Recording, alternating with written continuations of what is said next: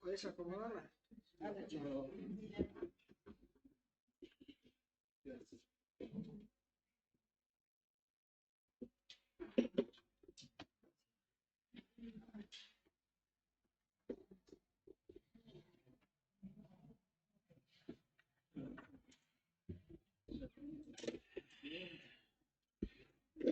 En ausencia de nuestro presidente, el doctor Recalde, lo reemplazo yo como vicepresidente primero.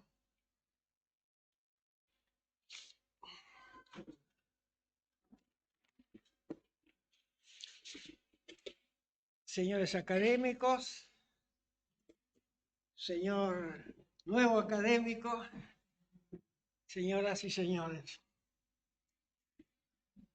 La incorporación de un nuevo académico a nuestra Academia Nacional de Agronomía y Veterinaria siempre es un motivo de alegría y por consiguiente una fiesta de la Academia.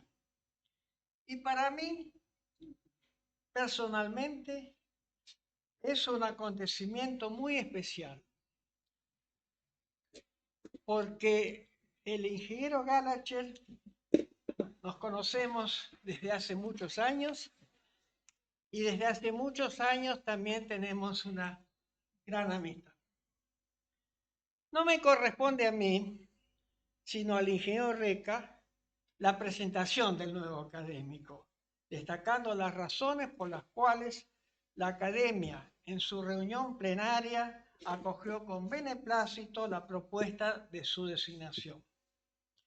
Pero permítame destacar un aspecto que siempre he valorado en el ingeniero Gallagher: la originalidad de los temas investigados, originalidad que también se manifiesta en los enfoques, en las metodologías y en las conclusiones de sus trabajos. Desde que el mundo es mundo, ha habido cambios constantes, a veces más, a veces menos. Siempre hubo cambios en el quehacer humano. Y estos cambios se deben a innovaciones de la más diversa índole. Y a su vez, las innovaciones se deben a alguien que tuvo la originalidad de realizar algo en forma distinta. En nuestra vida profesional hemos estado frente al cambio constante. Solo con repasar lo que en aquellos tiempos lejanos de estudiante aprendí en la facultad, constato lo mucho que ha cambiado nuestros conocimientos y unos cuantos incluso se han vuelto obsoletos. En aquel entonces se enseñaba que para una buena siembra, la semilla requería un suelo bien refinado y mullido. Hoy, la siembra directa lo ha desmentido. La última palabra en plaguicidas eran los clorados, que habían tenido el mérito de vencer a la langosta, una plaga bíblica. Hoy están prohibidos. Entre los principales oleaginosos se enseñaba el lino, el girasol y el maní, pero no la soja, que era un cultivo prácticamente desconocido. Hoy es el más importante de nuestro país. En administración rural, la materia que años después enseñé en la facultad, aprendí costos, pero no se hablaba de márgenes brutos, ni de métodos de análisis y planeamiento de la empresa, ni de riesgo.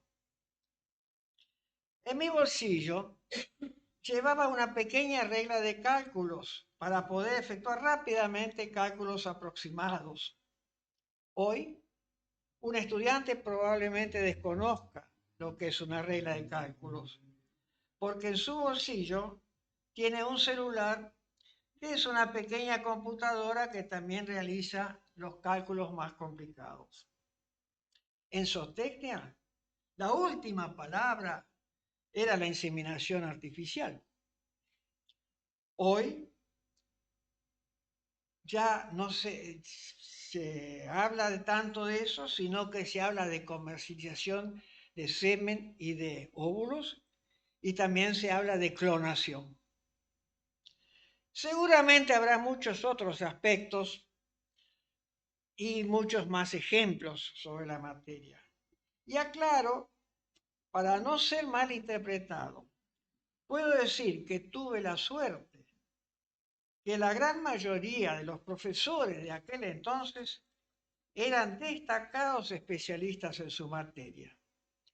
Más aún, revisando la lista de los académicos de número de esta academia, he encontrado que 13 de ellos fueron profesores míos, alrededor de un tercio de las materias del plan de estudio de ese entonces.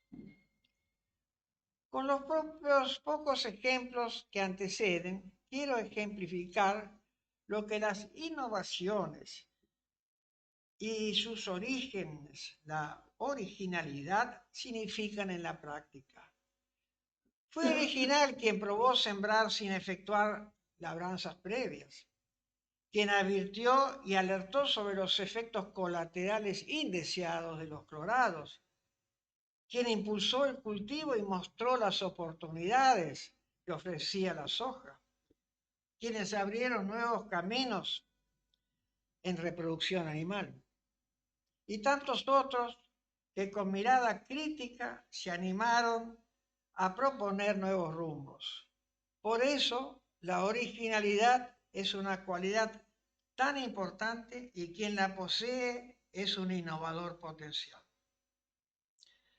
Dando la bienvenida al nuevo académico de número, cierro estas palabras y paso la posta al ingeniero Reca, quien hará la presentación del ingeniero y doctor Guillermo Marcos Galacher. Muchas gracias.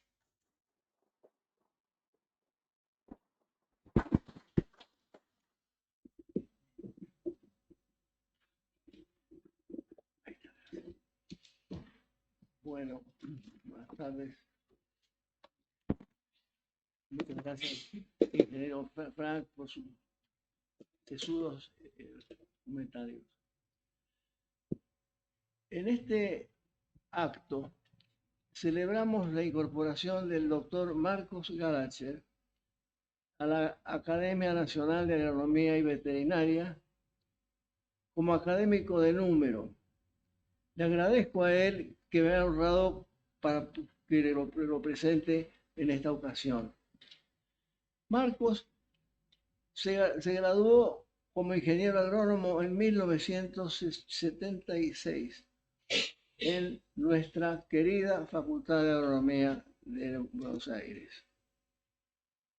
En 1994 se doctoró en Economía Agraria en la Universidad de Kentucky, Estados Unidos, en Economía Agraria.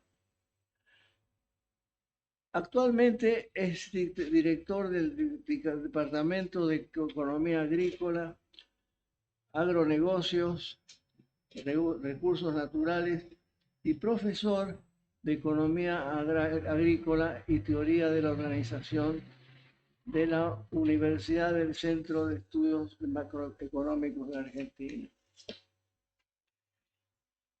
Con anterioridad había sido profesor adjunto por concurso en el Departamento de Economía de la Facultad de Agronomía, también de la misma que mencioné hace un rato. Su relación con esta casa se remonta al año 2010, cuando participó en el libro El crecimiento de la agricultura argentina, medio siglo de logros y desafíos, al que me refiero, y que se concibió celebrando el primer centenario de vida de la academia.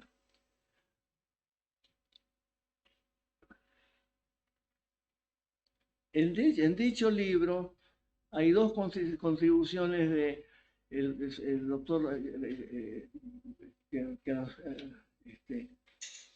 acá.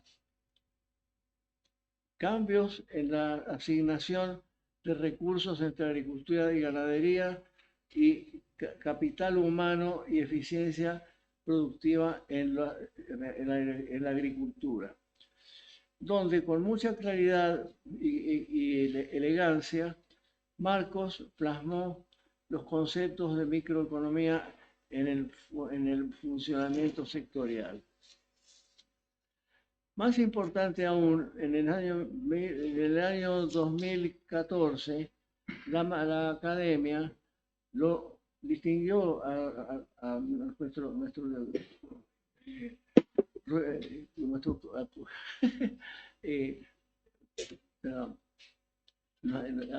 querido acá presente, otorgándole un premio que se otorga para gente que ha hecho que ha hecho cosas valiosas para en el mundo en que nos movemos nosotros, y entonces la medalla del año 2014 fue a nuestro querido ¿cómo se llama?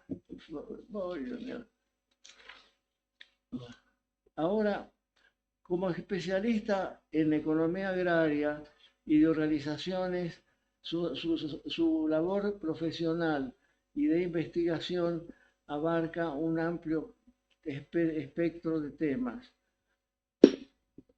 Entre ellos,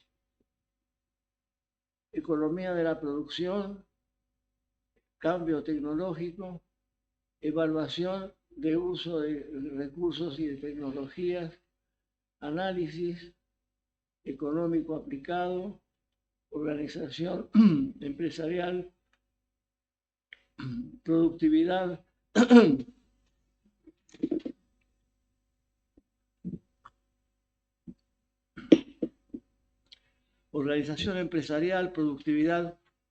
eficiencia, teoría de la firma y procesos decisorios, y finalmente economía y gestión de recursos humanos. En sus trabajos de investigación, el doctor Gallagher combina armoniosamente sus conocimientos técnicos sobre la agricultura argentina con una sólida formación económica y didáctica. En los últimos 20 años, tengo algunas cifras que realmente son muy llamativas. En los últimos 20 años escribió más de 30 trabajos de investigación, 36 artículos en revistas especializadas, 4 capítulos de libros y 22 ponencias en reuniones científicas. Su productividad intelectual no se circunscribe al mundo académico, sino también se proyecta hacia el gran público. Con 90 artículos firmados en periódicos, podemos caracterizar a Marcos como un gran comunicador de aspectos claves sobre la economía aplicada a la Argentina. Digamos, es muy amplio esto. De modo más coloquial, esto yo lo tomé de una sugerencia que me dio mi hijo, podemos decir que Marcos es un jugador de toda la cancha, o también un gran navegante que sabe cómo y logra llegar a buen puerto. O sea, me parece que es algo muy grato esto así. Podemos agrupar sus publicaciones en 3 grandes tópicos: el análisis de la eficiencia en empresas agropecuarias, el rol de los procesos decisorios del capital humano y sus implicaciones económicas, el análisis de causas y efectos del cambio tecnológico. Entonces, se dan cuenta de la amplitud de todo esto. En buena medida, sus trabajos abordan aspectos de lo que se conoce en microeconomía, economía de la producción o economía de empresa. Sin embargo, también ha abordado las implicancias de estos aspectos para comprender el comportamiento agregado del sector agropecuario, así como los efectos de la aplicación de las políticas. En sus trabajos, Marcos hace justas referencias a un gigante del pensamiento agropecuario del siglo XX. Me refiero al profesor Theodor Schultz, Premio Nobel de Economía 1977, quien señaló la importancia de los factores de la producción ligados al conocimiento, incluyendo la productividad del factor humano como parte esencial de las ecuaciones productivas. Esta vinculación desata en mí muchas emociones, pues don Teodoro fue mi mentor cuando durante la década del 60 también cubrí los pasos desde la agronomía a la economía aplicada en la Universidad de Chicago. Bueno.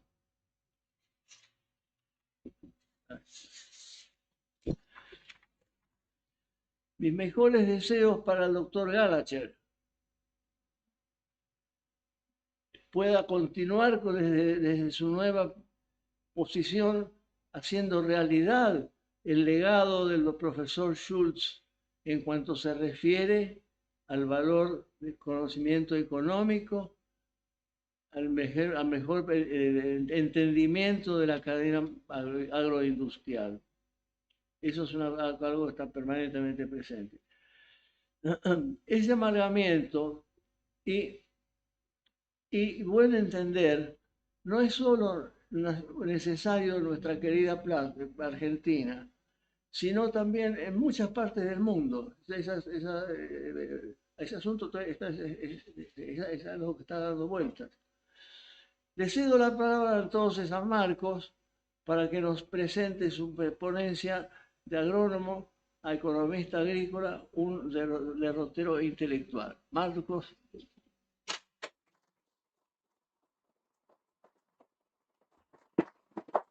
Ahora el diploma que acredita al ingeniero y doctor Gallagher como miembro de la academia.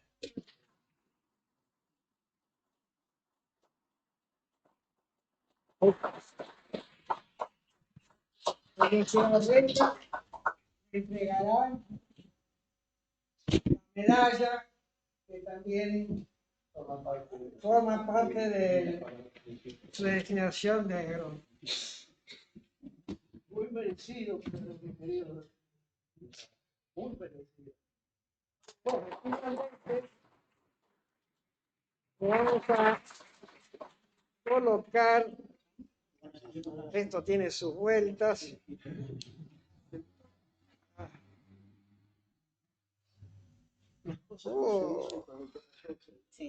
Bueno, después usted lo coloca, es el escudito de la academia.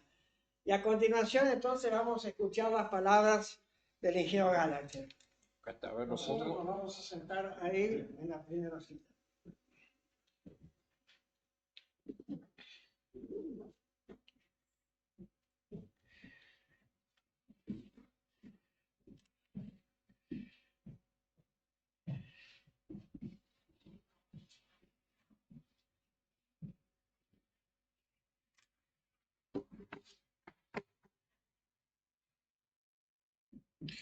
Bueno, acá están los anteojos que no encontraba.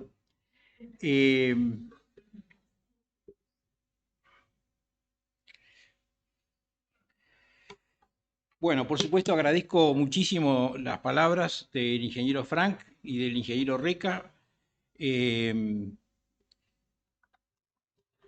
son muy, muy generosas. Agradezco a la Academia de Agronomía y Veterinaria por esta distinción, que es muy importante, y me siento muy honrado porque conozco la trayectoria de muchos de los integrantes de esta institución, no de todos, pero de algunos sí, la he seguido, y bueno, realmente me siento muy, muy honrado de pertenecer a esta institución. También quiero agradecer a mis padres,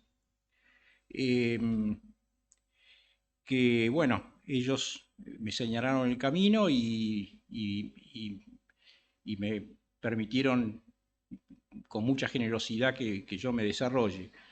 Quiero agradecer a mi mujer, Elena, y a mis hijos, que mis hijos están acá, pero Elena no, porque había sacado un pasaje con muchos meses de anticipación y bueno, justo viajó la semana pasada.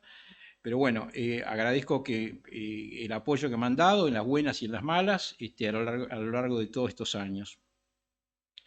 Colegas y amigos, acá hay integrantes de distintas tribus, está la tribu de los compañeros de colegio, hay varios representantes aquí, así que bueno, un gusto tenerlos. Está la tribu de los agrónomos, está la tribu de los economistas, y algunos que han salido de alguna tribu y entrado en otra, trayectorias bastante raras, como por ejemplo un integrante que no voy a nombrar, destacado economista agrícola que en algún momento decidió emigrar y hoy es uno de los expertos en la historia del tango.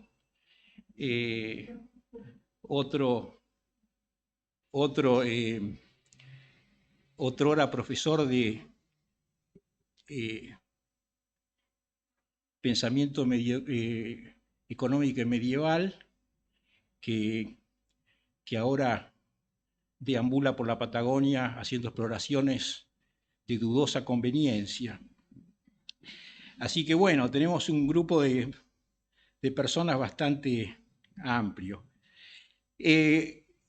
Yo voy a ocupar el sitial de Julio García Tobar y estoy muy contento que ese sitial haya estado vacante porque otros sitiales que también podrían haber estado vacantes, en algunos casos son de profesionales que yo no conozco, pero Julio García Tobar lo conocí bastante bien, fue profesor, excelente profesor en la Facultad de Agronomía.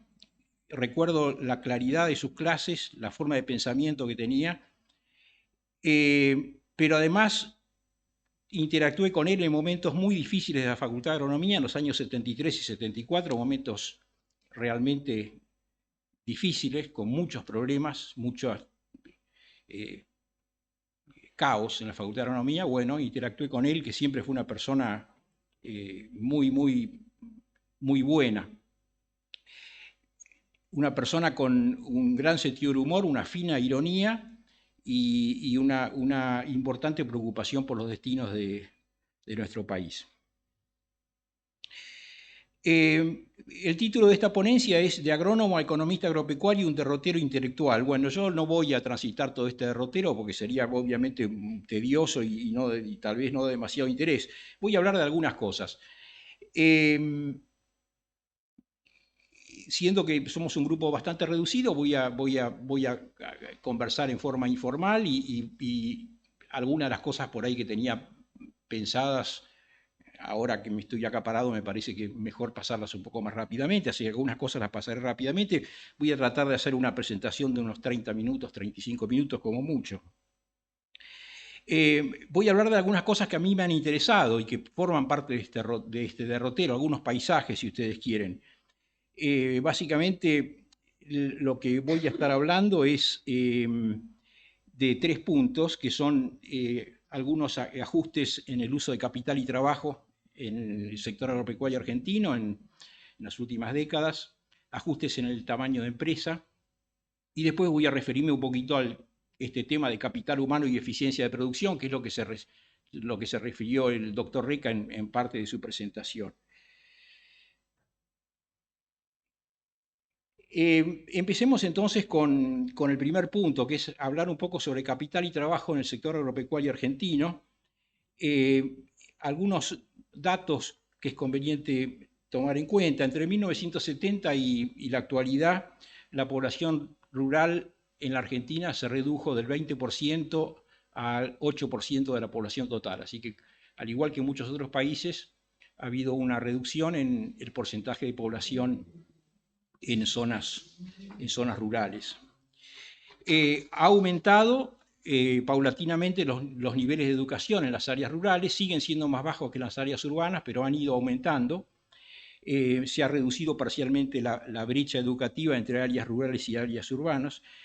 Obviamente han habido grandes mejoras en lo relativo a comunicaciones, y esto tiene como consecuencia una integración de los mercados laborales rurales con los mercados laborales urbanos, una creciente integración. Hace 30 o 40 años estos mercados estaban bastante separados, hoy en día están bastante más integrados.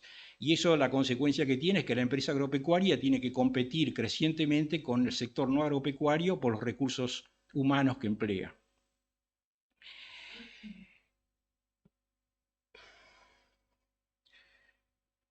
Algunas cifras adicionales o datos adicionales en lo que le comenté antes es población rural. Ahora, ¿qué ha pasado con el factor trabajo?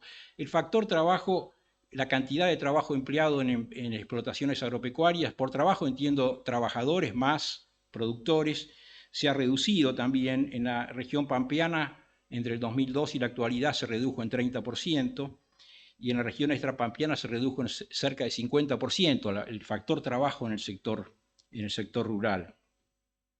La reducción ha sido mayor entonces en la región extrapampeana que en la pampeana. ¿Por qué se ha reducido? Bueno, por una serie de razones. Una de ellas es que posiblemente había factor trabajo de escasa productividad, especialmente en empresas chicas. Técnicamente el producto marginal de ese trabajo era muy bajo, y entonces o ese recurso migra, o en caso de que abandonen la fuerza laboral por razones de edad, no es reemplazado por individuos que se incorporan, ¿no? Así que escasa productividad en algunas situaciones, pero también por sustitución entre capital y trabajo, es decir, se emplean mayores cantidades de capital en el sector, y las mayores cantidades de capital sustituyen parcialmente al trabajo. Una cosa que ha ocurrido en las últimas 2 décadas y que a mí me sorprendió bastante es cómo cambiaron los precios relativos entre trabajo y capital.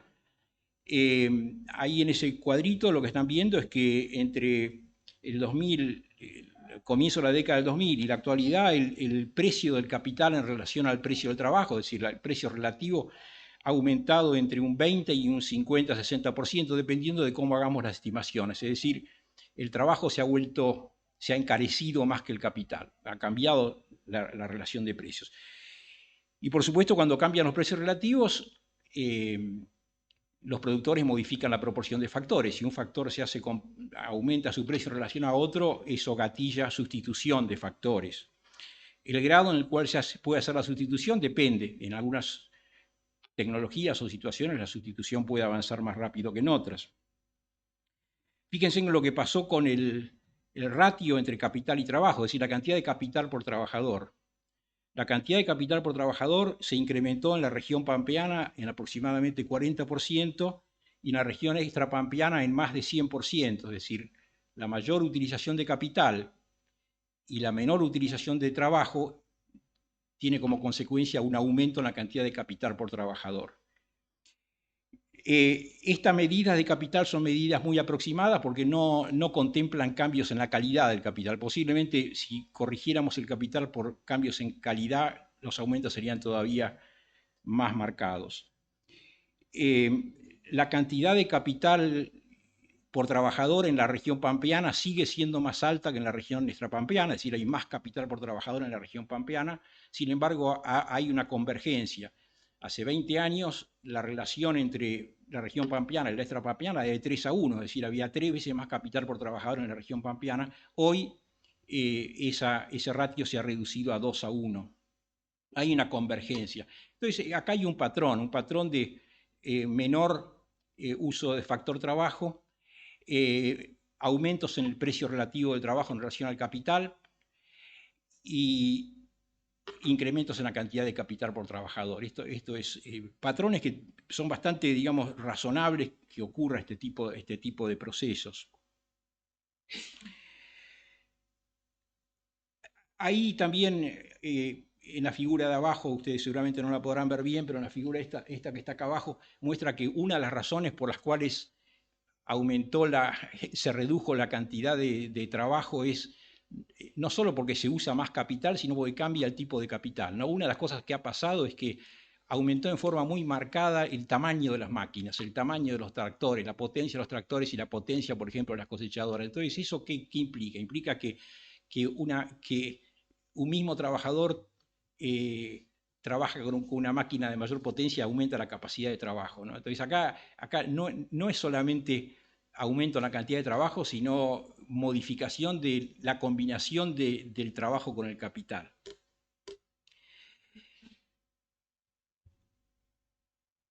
Pasemos ahora entonces a otro tema interesante, que es el ajuste en el tamaño de empresa. ¿Qué ha pasado con el tamaño de empresa? Bueno, todos estos cambios que mencioné, reducciones en la cantidad de trabajo, aumentos en la cantidad de capital, bueno, paralelamente, ¿qué pasó con el tamaño de empresa?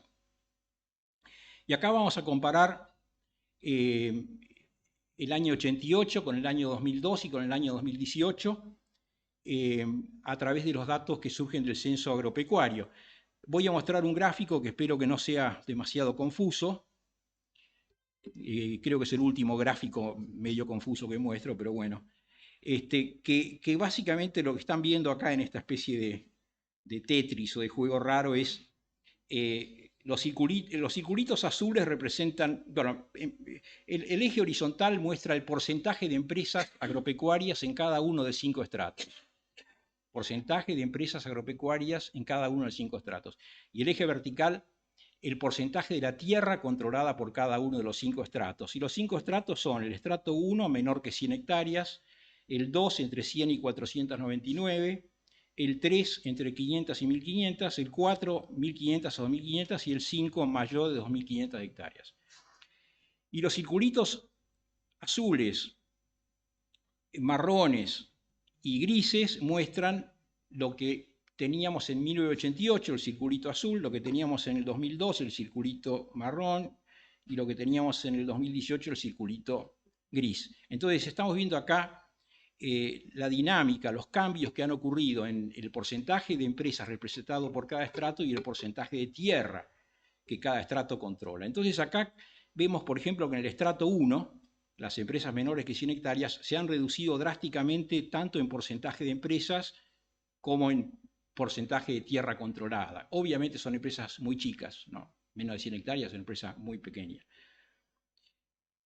Piensen ustedes que, como mencionaba el ingeniero Frank, la siembra directa tiene como consecuencia mucho menor cantidad de horas de trabajo por hectárea sembrada. Entonces acá pasamos de 3 o 4 horas para poder producir una hectárea, 3 o 4 horas de máquinas a 1 hora y media tal vez. Entonces hay una enorme reducción en la cantidad de trabajo necesaria, ¿no? Acá estamos viendo pradera pampeana, no estamos viendo zonas extrapampeanas. Entonces en el estrato 1 tenemos esta reducción. En el estrato 2 cae en forma marcada el porcentaje de tierra controlado por este estrato, pero no cambia demasiado el porcentaje de empresas. Así que, pero el estrato 1 y 2 básicamente lo que vemos son estratos que se están contrayendo, ya sea en porcentaje de empresas como en porcentaje de hectáreas. Y después tenemos los estratos 3 y 4, que son el 3 de 500 a 1500 y el 4 de 1500 a 2500, y acá vemos que estos estratos se están defendiendo bastante bien. Si pensamos en el concepto de supervivencia del más apto, de la selección darwiniana, estos estratos 3 y 4 parecían estar defendiéndose bastante bien de esta selección darwiniana, porque están aumentando el porcentaje de empresas, se está moviendo a la derecha, como ustedes ven, en el estrato 13 el porcentaje de empresas y en el estrato 4 también, y el estrato 4 está aumentando levemente el porcentaje de tierra controlada. Ahora, el estrato 5, que son las empresas de más de 2.500 hectáreas, que son las que están acá arriba, fíjense en qué es lo que pasa con el porcentaje de empresas representado por este estrato, pasa de 4% en el 88 a más o menos 6%, tal vez 20 años más tarde, pero el porcentaje de hectáreas controladas pasa del 25 a casi el 40%. Entonces acá tenemos un enorme aumento en el porcentaje de tierra que está bajo control de este estrato de empresas. Entonces, básicamente tenemos claramente una dinámica que lleva a mayor tamaño de empresas, pero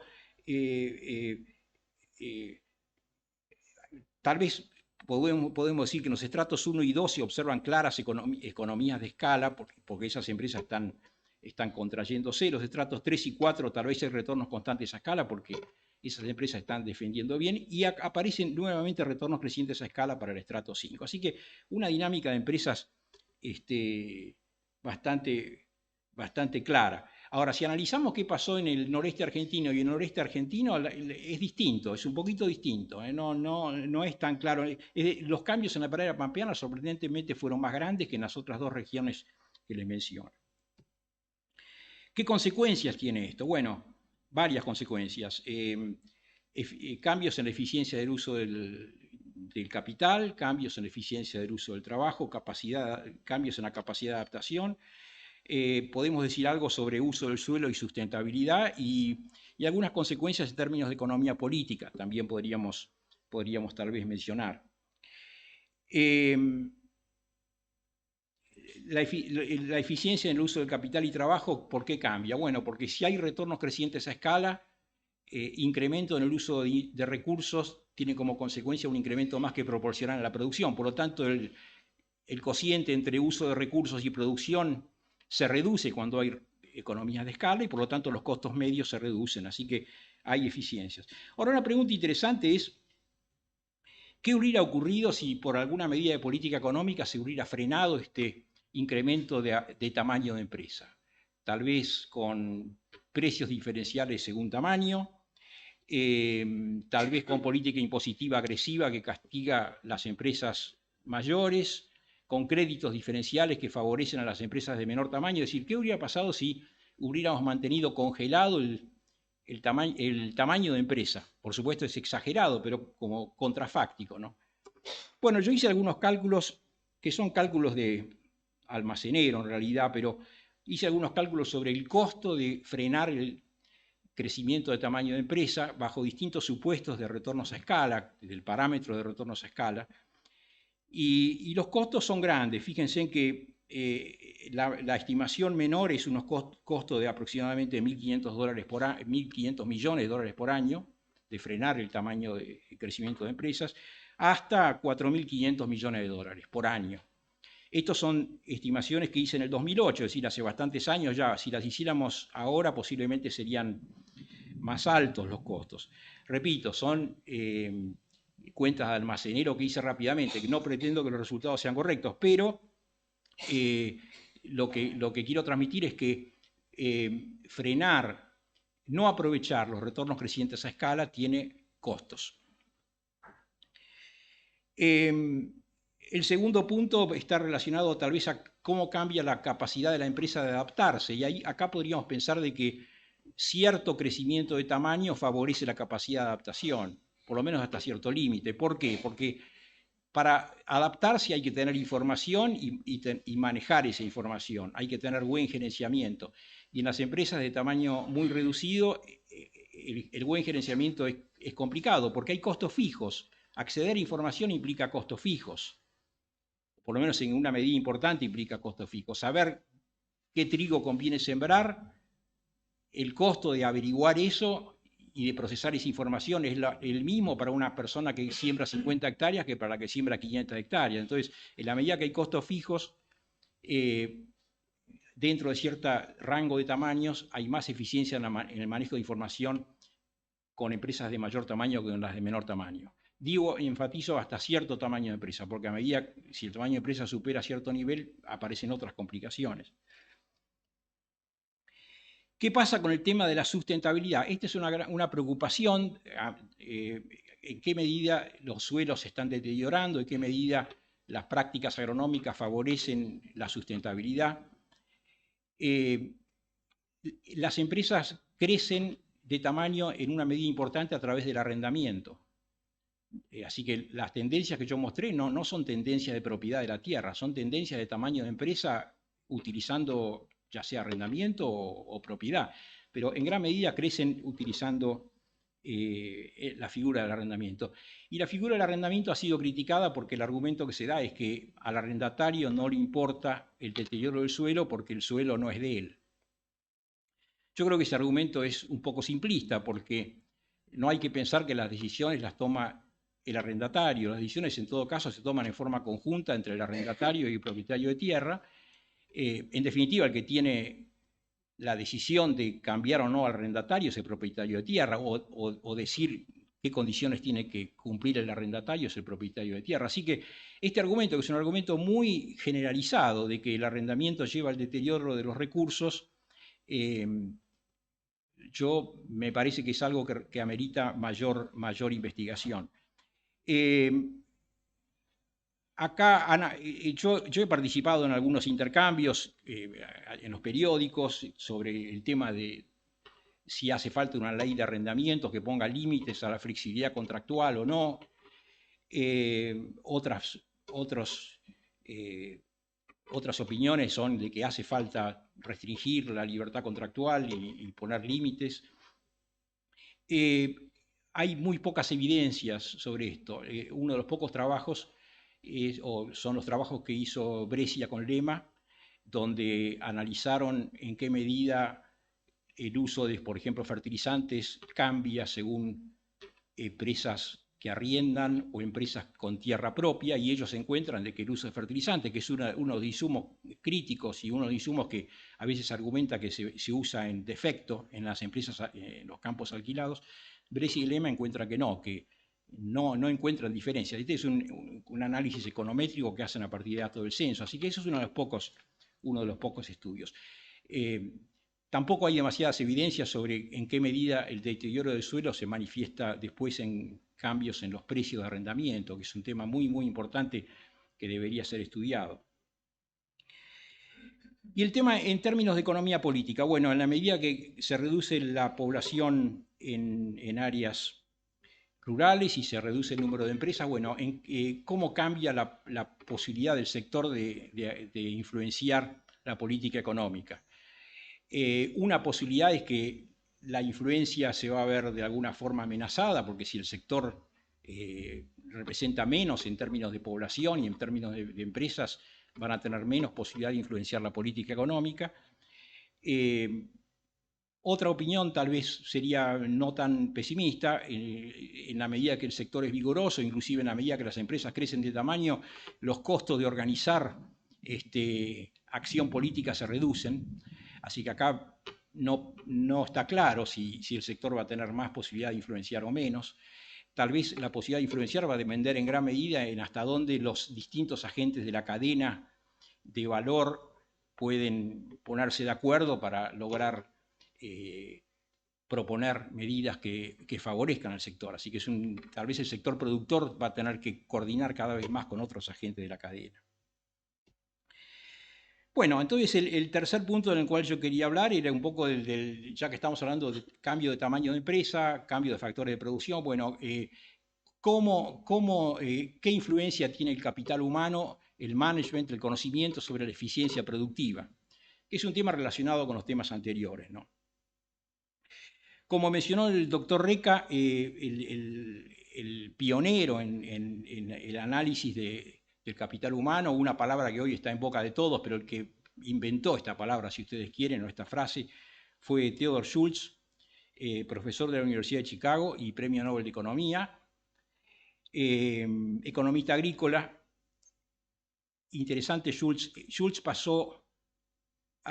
entró en la Universidad de Chicago sin haber terminado el secundario. Era de una familia muy pobre, granjeros, y bueno, pero como es Estados Unidos, que no son burocráticos, se dieron cuenta de la brillantez que tenía y dijeron, vení, tenía 16 años creo y no había terminado el secundario, pero lo aceptaron. Otra anécdota, ¿no? Esto no lo tenía pensado decir, pero ya que estoy más o menos bien con el tiempo, Theodore Schultz, en la década del 30, creo, hubo una muy fuerte controversia en la Universidad de Iowa, donde él era profesor en la Universidad de Iowa, que fue la controversia de la margarina. En la década, durante la guerra, y él dijo que la margarina era un buen sustituto para la manteca. ¿Qué pasó? Los productores de leche se pusieron furiosos y presionaron a las autoridades de la universidad. Era muy poderoso el productor de leche, presionaron a las autoridades de la universidad para que Schultz retire su publicación donde decía que la margarina era un sustituto para la manteca. Bueno, Schultz se negó a retirar su publicación y bueno, y tuvo que irse a la Universidad de Iowa y se fue a la Universidad de Chicago, donde hizo una carrera destacadísima, ¿no? Así que bueno, muy importante economista que ha escrito muchas cosas, entre ellas, cuando vino a la Argentina en el año 70, creo que lo acompañó el ingeniero Reca, una semana estuvo acá, escribió un memo que tiene 8 o 9 páginas, y ese memo es una pequeña joya, porque en esas 8 o 9 páginas hace un diagnóstico de suma precisión sobre los desafíos que enfrentaba la agricultura argentina. Bueno, si hablamos de capital humano, ¿cómo impacta el capital humano la eficiencia de producción? Bueno, a través de dos mecanismos.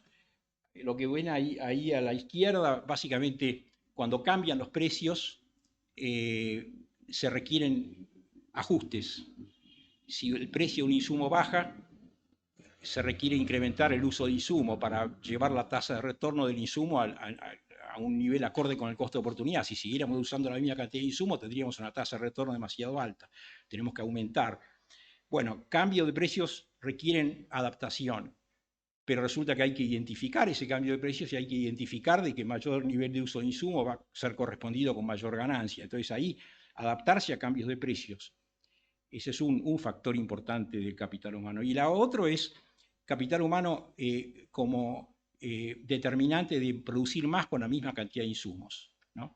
Lo que está ahí a la izquierda sería lo que Ernesto Bigliso llama tal vez tecnología de insumos, cambiar los niveles de insumo, mientras que lo que está a la derecha es lo que Bigliso llama tecnología de procesos, es decir, utilizar conocimiento para desplazar la frontera de producción.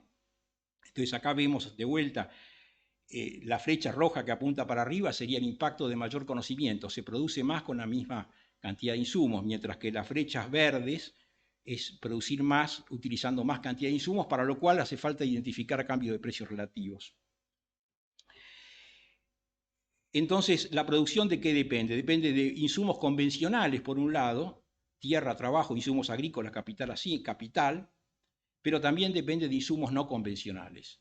Y el aporte importante que hizo Schultz fue argumentar de que durante el siglo XX el gran determinante de los incrementos de producción agrícola no había sido el mayor uso de insumos convencionales, sino el uso de insumos no convencionales, insumos que resulta difícil registrarlos, medirlos.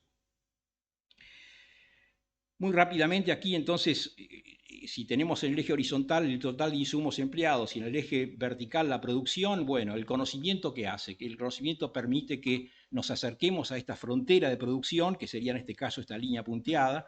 Esta empresa A está muy por debajo de la frontera, la brecha es muy grande, tendría que mejorar. Esta empresa B, por el contrario, está más cerca de la frontera. Entonces el conocimiento nos lleva a acercarnos a esa frontera.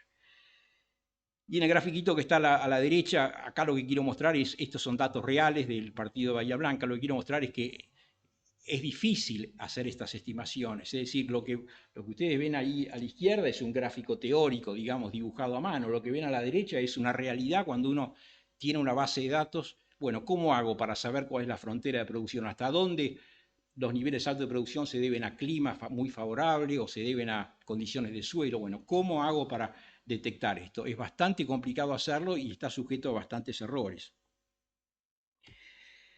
El capital humano, entonces, para ir un poquito redondeando, en definitiva, permite adaptación a entornos cambiantes. En la foto que ustedes ven ahí es un campo sembrado con maíz, cosechado en la cuenca del Salado, y lo interesante ahí es que ahí hubo un entrepreneur que se dio cuenta de que donde se producía tradicionalmente ganadería, utilizando otra tecnología y tomando algunos riesgos, se puede sembrar. Entonces él, pagando un arrendamiento equivalente a lo que produce un campo ganadero de 60 kilos por hectárea de carne, produce un maíz de 6.000 kilos. Entonces, pero acá hubo un proceso de descubrimiento, un proceso de alerta, de estar alerta a oportunidades desaprovechadas. Es decir, básicamente utilizar factores que están subvaluados en un uso de mayor valor. Y en el gráfico de la derecha lo que están viendo es que todo este cambio de tecnologías tiene muchas consecuencias, entre ellas cambio en valor de la tierra, y la tierra se valoriza en forma diferencial según las zonas de producción. En algunas zonas de producción se valoriza más que en otras porque el cambio tecnológico es más marcado. Por ejemplo, en el oeste de la provincia de Buenos Aires, la tierra se ha valorizado más que en la zona maicera. El diferencial entre zona maicera y zona oeste de la provincia de Buenos Aires se ha achicado. En la zona de cría también se ha valorizado algo más que en la zona maicera. Entonces, ¿por qué? Y bueno, porque aparecen tecnologías que tienen un impacto diferencial. Por último, los retornos a la mejor capacidad de decisión no son los mismos en toda zona productiva. En algunas zonas son más altos que en otras. ¿Por qué? Porque en algunas zonas hay mayor nivel de desequilibrio entre lo que es posible y lo que se hace. Algunas zonas son más complejas que otras, hay más cantidad de decisiones para tomar y las decisiones tienen consecuencias más marcadas, mientras que en otras zonas no. Acá lo que están viendo es en las barritas azules es la distribución de eficiencia técnica de un grupo de empresas. Ustedes ven acá eficiencia, es una medida de eficiencia. Ven que en las barritas azules la eficiencia varía entre menos de 75% hasta más de 95%. Es decir, para el caso del grupo de empresas marcadas en azul, hay una amplia dispersión de eficiencia. Hay empresas muy eficientes y empresas poco eficientes. Bueno, aquí hay grandes oportunidades para el mejor gerenciamiento. Pasar de una eficiencia de 75-79% a una eficiencia de 90-95% tiene impactos económicos enormes, de miles de dólares, aún para una empresa relativamente pequeña. Pero en el caso de las barritas marrones, ustedes ven que la mayor parte de las empresas tienen una eficiencia que está concentrada entre el 90-95% o aún más de 95%. Es decir, todas empresas muy eficientes. Bueno, acá las oportunidades de mejora son prácticamente nulas. Todas están sobre la frontera de producción. No hay demasiado mejoramiento que se pueda hacer. Estos son datos reales. Lo de las empresas, las barritas azules son, por ejemplo, una base bastante grande de tambos del movimiento CREA. Las barritas negras son una aproximación a empresas del partido Bahía Blanca, donde, entonces, ¿qué vemos? En el partido Bahía Blanca, por lo menos esa muestra de empresas, todas estaban operando bastante cerca de la frontera. No hay demasiados retornos al mejoramiento, ya están casi en el techo, ¿no? Bueno, y para terminar, entonces, en la Argentina tenemos una amplia heterogeneidad de climas, de producciones, de oportunidades, y esa amplia oportunidad tiene como consecuencia enormes diferencias en los retornos que hay a la inversión y retornos que hay al capital humano. Acá me tomo la libertad para terminar la presentación, para demostrar de que no solo estoy con la computadora sacando números, sino que cada tanto agarro una pala y hago trabajo tal vez un poquito más valioso que el anterior. Bueno, muchas gracias.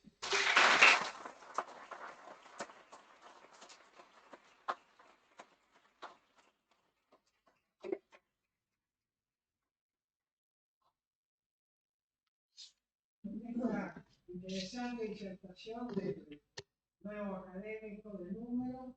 Cerramos la sesión de hoy. Muchas gracias. Creo que vamos a tener una pequeña copita para los que tengan algunos minutos y si quieren, teníamos... ¿Vos traes, Elian?